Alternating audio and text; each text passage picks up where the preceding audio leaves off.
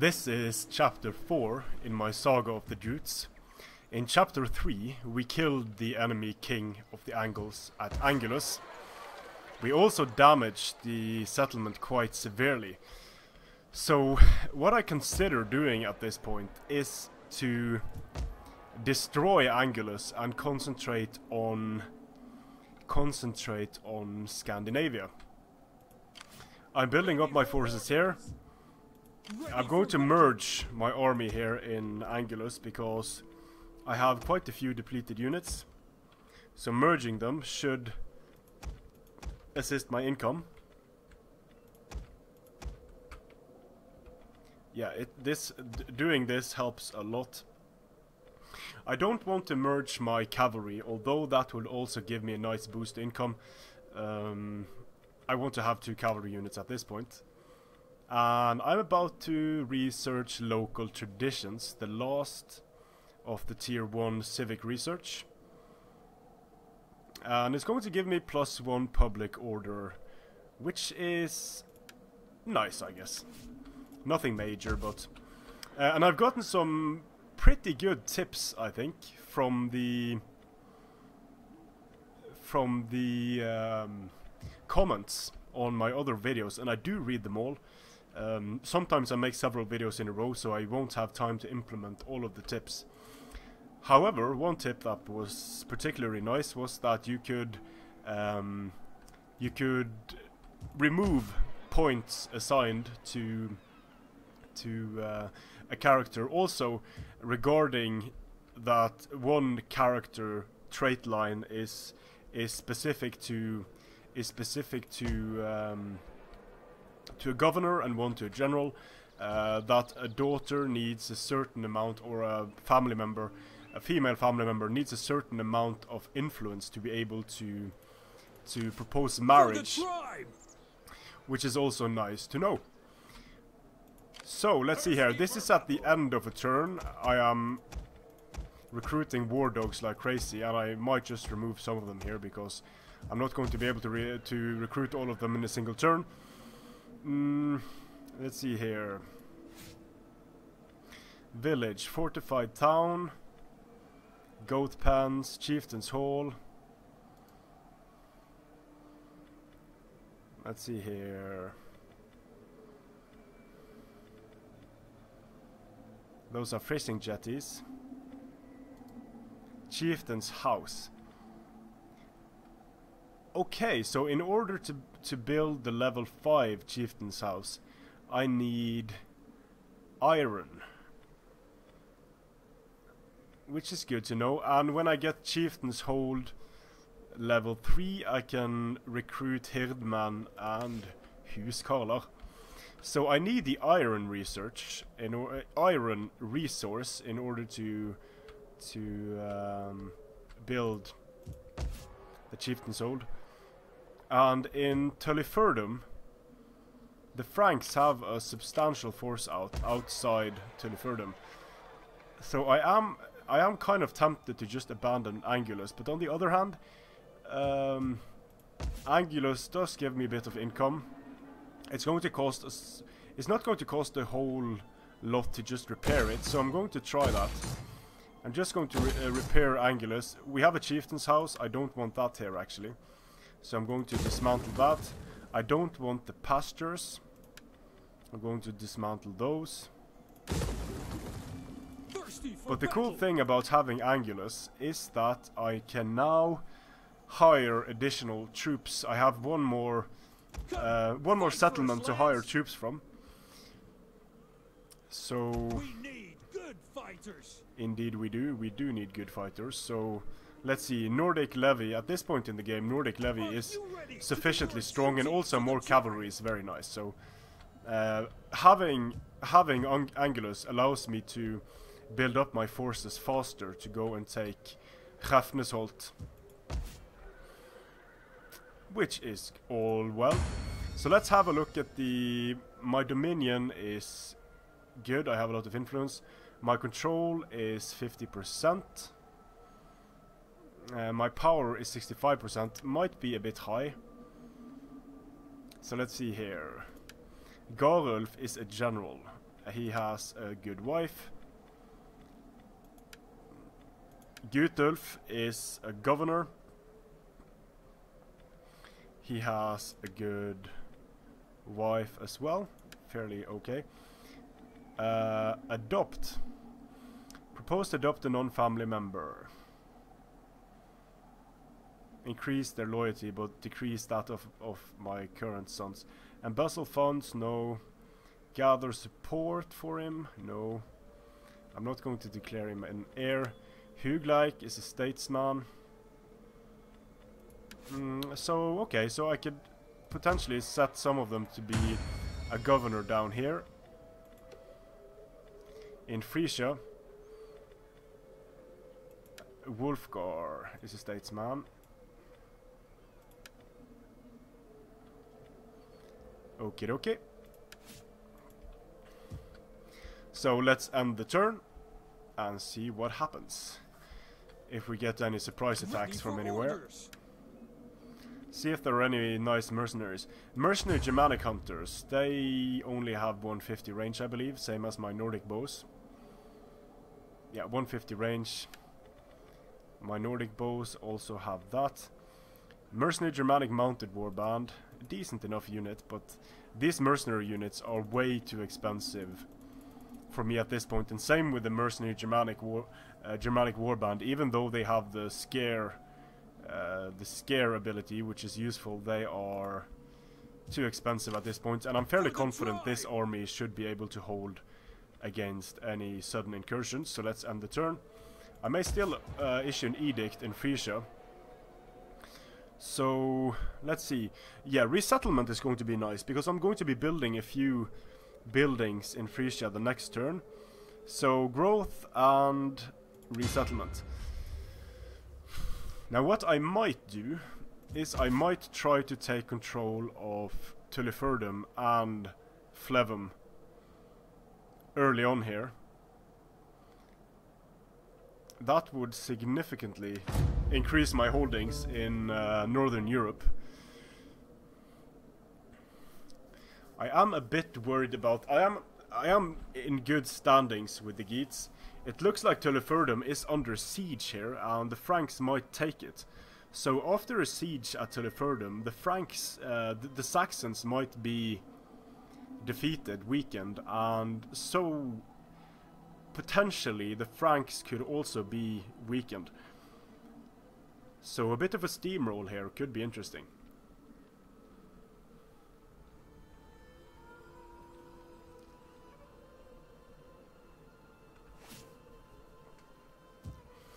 Okay, so now I can build a goat herd fairly cheap.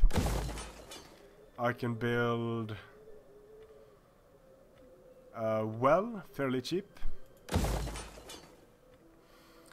I can upgrade my... Well, I'm not going to upgrade the village just yet. And now I am a bit conflicted whether to go all out, because if I go at and attack Hrafnesholt with my forces, I'm going to leave myself vulnerable to the Franks down here. And I kind of do want to take advantage of... Here we have a significant Geat army with transports. I wonder where they're going.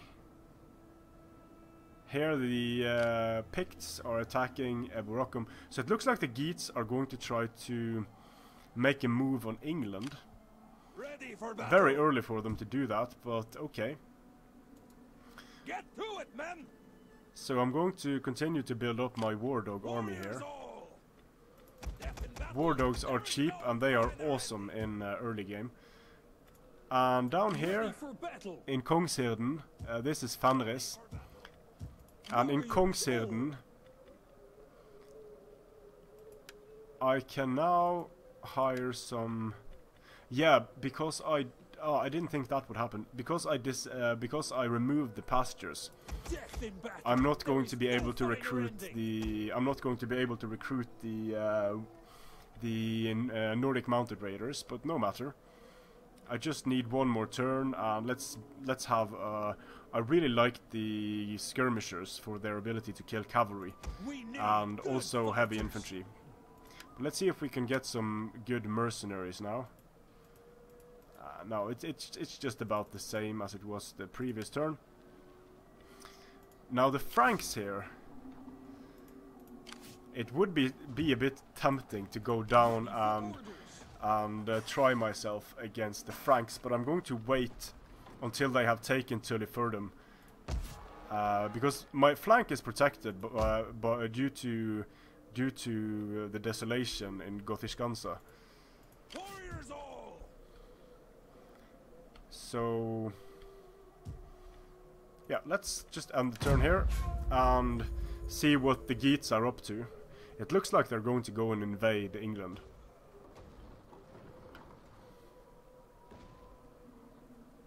And hopefully the Franks are going to be very depleted after they finish dealing with Tulliferdum. But I am a bit worried about the low-tier Frankish units. They might have freemen, and freemen are going to be a major problem to deal with for my spear units. So I might allow the Franks to take Tulliferdum. We'll see. I might have some problems with religion and such, because I do not know if the Franks in the game are starting to become Christianized at this point. I'm not entirely sure.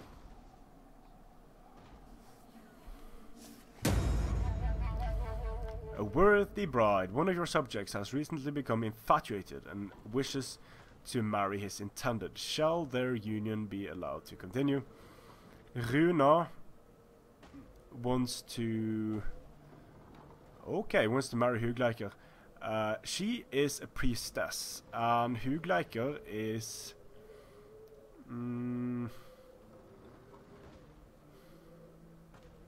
let's see. I don't remember whether Hugleikr is a governor or not. And Runa is a very nice bride. She has enough influence. Okay, I'm going to intervene here.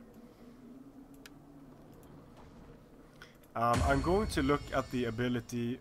Let's see here. Hugleikr is... Yeah, he wasn't a statesman here. But Gutulf is a governor in Skansa.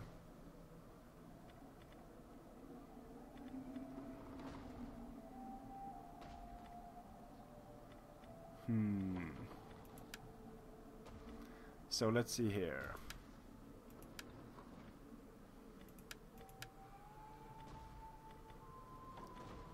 Let's not do anything about this now. Or Gunvor. Beautiful. That's good for her. Arrange marriage with, let's see, Wulfgar. What's he up to? He's in Frisia. Gutulf is in Skansa. Wulfgar is, well, he is a bit old, I think. Yeah, he is a bit old, so I'm not going to arrange that marriage just yet. Thirsty for battle. Let's see if we have any nice mercenaries. We do not. So hire me another, another Nordic levy. Fight for us, lads. Hire some dogs. Are you ready to do your duty to the tribe? And let's see here. I wonder what these Geats here are up to. So maybe I should try to. They're not probably not going to attack by sea here, so I would have liked to take a closer look at that Frankish army. Hugleikr is sweary. He understands battle. That's good for him, I guess.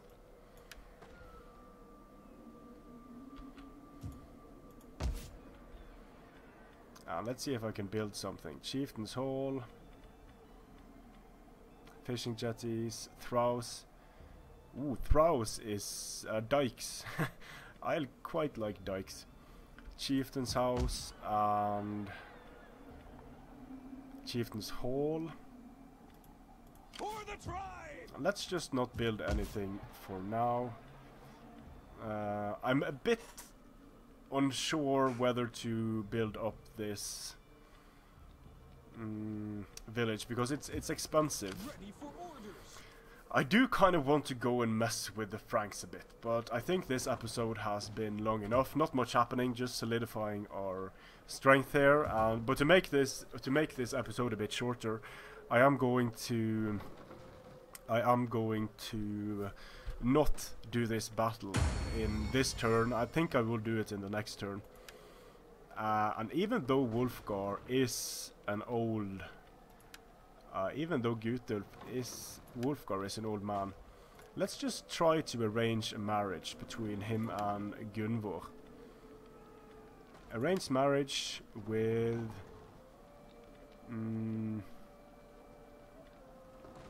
no, I'm going to arrange marriage with Hugleikr, and then I'm going to have him as let's see if I can have him as a general in the next turn. I'm just going to end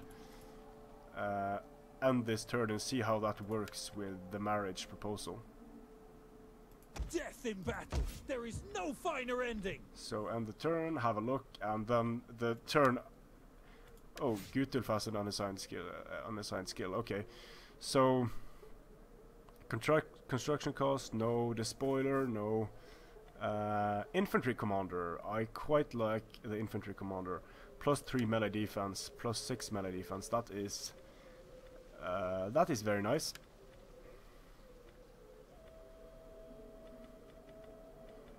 Oh, this is bad. -20 melee defense for the commander's unit. +14% upkeep for all units. Interesting. Warriors all! And let's see if I can. It seems like the negative effects here are much more pronounced than they were in Rome 2. Artist, that's nice. Construction cost, -5% for military research rate. Weighted practice shield, he's going to be carrying that one around. He's homely. And the public order in the local province is very nice. So, okay, let's just end the turn now and see what happens with the marriage. If all goes well, I might take on Hugleikr as general and move up to Hrefnesholt with 2 armies.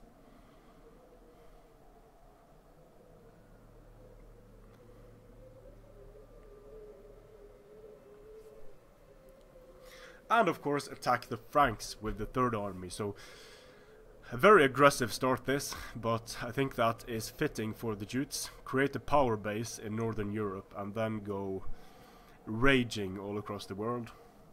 I'm going to be building a fleet of longboats at some point as well. Try some naval invasions. I think that's going to be a lot of fun.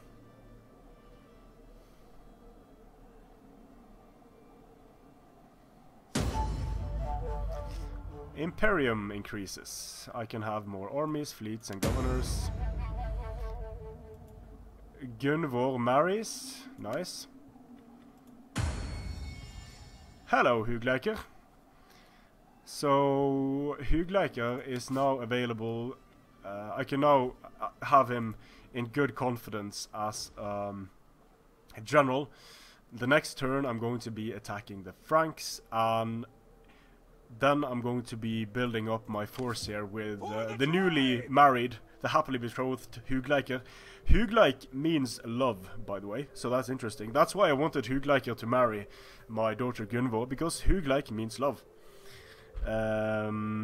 So this is episode 4. First episode so far without a battle, I think. So we're going to have to get some nice battles going in the next turn, because this is, after all, Total War. Strength and honor.